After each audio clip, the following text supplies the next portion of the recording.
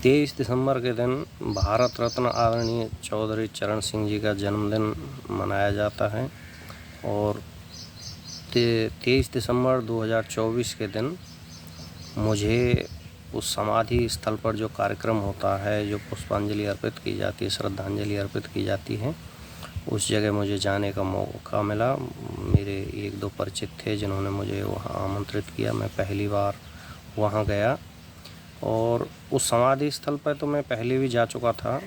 लगभग 2012 के आसपास में एक बार समाधि स्थल पर गया था। मैंने वहाँ आदरणीय चौधरी चरण सिंह जी को याद किया था कि कोई ऐसा भी आदमी था कि जो हमारे वर्ग से या किसी भी तरह से हमने अपना जुड़ाव महसूस किया, तो इस वजह से मैं वहाँ गया।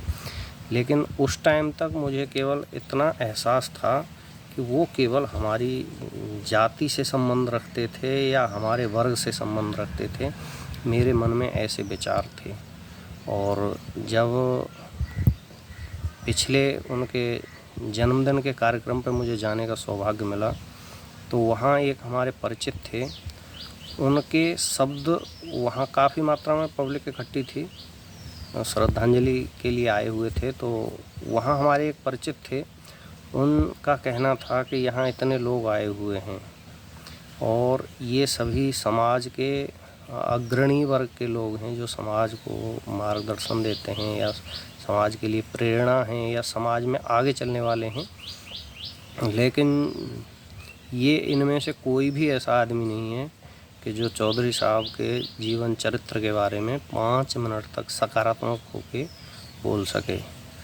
तो जब ये शब्द उनके मुझे सुनने को मिले तो बड़ा आश्चर्य और दुख हुआ कि इतने लोग जो यहाँ आए हुए हैं किसी न किसी रूप में जुड़े हुए होंगे और सकारात्मक रहे होंगे, तभी ये आए हैं। और जब मैंने अपने अंतर्मन में ये जानने की कोशिश की कि क्या जो इन्होंने ये शब्द कहे हैं ये बिल्कुल सही हैं, कि ये लोग चौधरी साहब के बारे में जानते हैं या नहीं जानते हैं। और मैं दूसरों के ऊपर आरोपित नहीं कर सकता, दूसरों के ऊपर आरोप नहीं लगा सकता, क्योंकि मुझे भी चौधरी साहब के बारे में जानने का जो मौका मिला है वो हमारे समाज से मिला है, हमारे आस पड़ोस वालों से मिला है। और मेरा ऐसा मानना है कि जब इस समाज ने मुझे चौधरी साहब के बारे में जैसा सिखाया है, लगभग थोड़ा बहुत अप डाउन समाज ने सभी को ऐसा ही सिखाया होगा। अब जब मैं अपने से उम्मीद नहीं कर सकता तो दूसरे लोगों से क्या उम्मीद कर सकता हूँ। तो मेरी इच्छा हुई कि मैं एक बार चौधरी साहब के बारे में जाना ज़रूर जाए, क्योंकि 2011 के आसपास मैंने एक छोटी सी किताब पढ़ी थी चौधरी सर छोटू राम के बारे में, और उसमें कुछ टिप्पणियाँ की गई थी चौधरी चरण सिंह के बारे में। वो किसी पलवल के किसी आदमी ने वो किताब लिखी थी, बहुत छोटी सी किताब थी, ज़्यादा तो नहीं थी।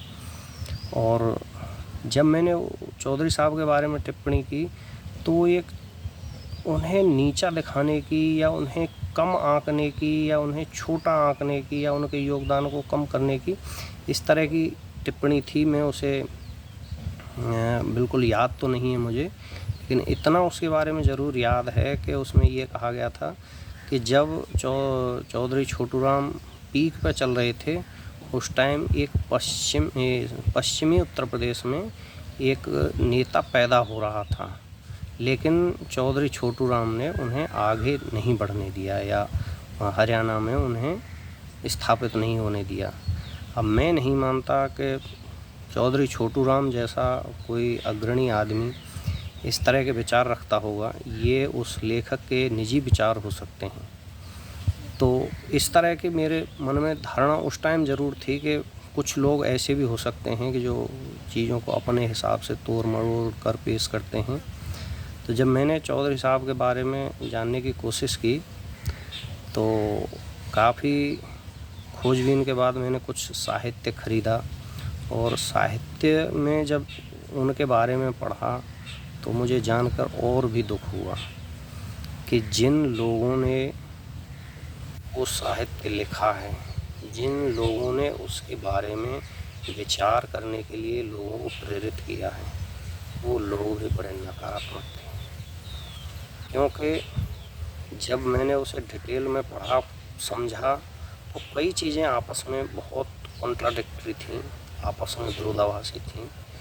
कि जो आदमी सर्व कल्याण की भावना रखता हो, वो आदमी केवल एक जाति, एक वर्ग, एक क्षेत्र, एक विशेष का कैसे हो सकता है।